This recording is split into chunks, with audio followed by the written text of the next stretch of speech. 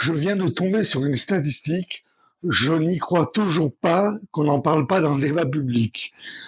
Regardons un instant cet extrait et je reviens vers vous tout de suite. Je garde le mystère quelques secondes.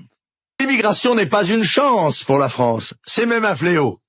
L'immigration n'est pas une chance, c'est un fardeau. L'immigration n'est pas une chance. Bien sûr, je pense que l'immigration n'est pas une chance. Donc a priori, on ne s'intègre pas, n'est-ce pas?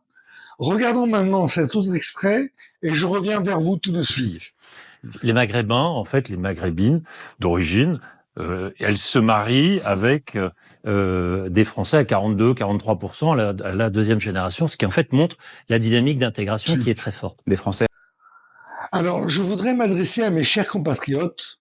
On nous répète que nous ne nous intégrons pas, que nos quartiers sont des territoires perdus, que nos prénoms sont des problèmes, que nos femmes voilées sont une menace. Pourtant, 40% des femmes maghrébines de deuxième génération épousent des Français non maghrébins. Source INED 2024, 42% exactement. Je rappelle pour ceux qui ne connaissent pas l'INED, c'est l'Institut national d'études démographiques. C'est un organisme aussi respecté que l'INSEE, que vous connaissez sûrement. Donc, je répète, 42%. Vous avez bien entendu, vous avez vraiment bien entendu, presque la moitié. Des milliers de couples, des enfants métissés, des familles unies, des histoires d'amour qui traversent les origines. Sincèrement, vous le saviez que c'était aussi élevé? Dites-le moi en commentaire si vous le saviez. Ça veut dire qu'à la troisième génération, on disparaît dans le mélange national. Mais où sont les gros titres? Où sont les discours politiques pour saluer cette réalité? C'est l'intégration silencieuse, celle qu'on ignore. Nous sommes là, invisibles dans le débat public. À l'école, nos enfants apprennent nos ancêtres les Gaulois. Au travail, nous portons des cravates et des badges, payons nos impôts, cotisons pour les retraites. Dans les urnes, nous votons pour les mêmes partis que vous, avec les mêmes espoirs.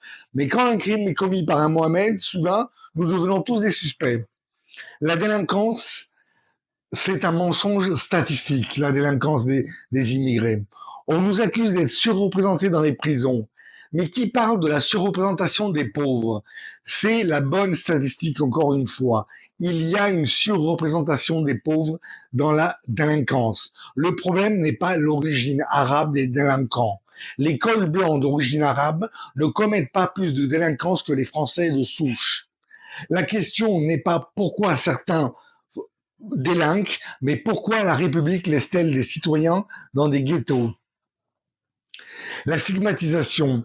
À chaque attentat, on nous demande de condamner plus fort, comme si nous étions des otages d'une communauté fantôme.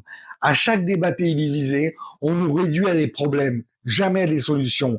À chaque élection, on instrumentalise nos existences pour faire peur aux autres. Résultat, nous marchons avec une étiquette invisible, français sous condition. Ce que nous demandons, juste la reconnaissance.